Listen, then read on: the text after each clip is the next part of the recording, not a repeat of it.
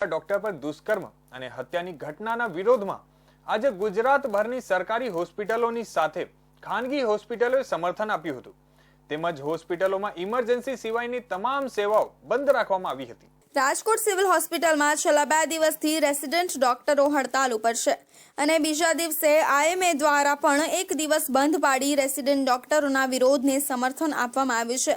ત્યારે રાજકોટ આઈએમએના મેડિકલ એસોસિએશનના ડોક્ટરો ન્યાય માટે અલગ અલગ લખાણવાળા બેનર સાથે રાખી રાજકોટ સિવિલ હોસ્પિટલથી જિલ્લા કલેક્ટર સુધી રેલી યોજી તંત્ર પાસે આવા રેપિસ્ટ અને હત્યારા લોકોને ફાંસીની સજા થાય તેવી માંગ કરી હતી।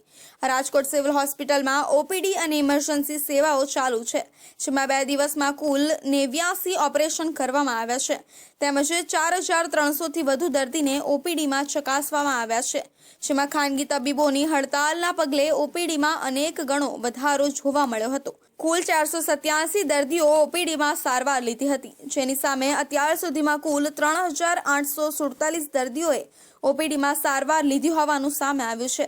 આ ઉપરાંત 283 દર્દીને અને 393 દર્દીને આઈપીડી એટલે કે દાખલ કરવામાં આવ્યા છે।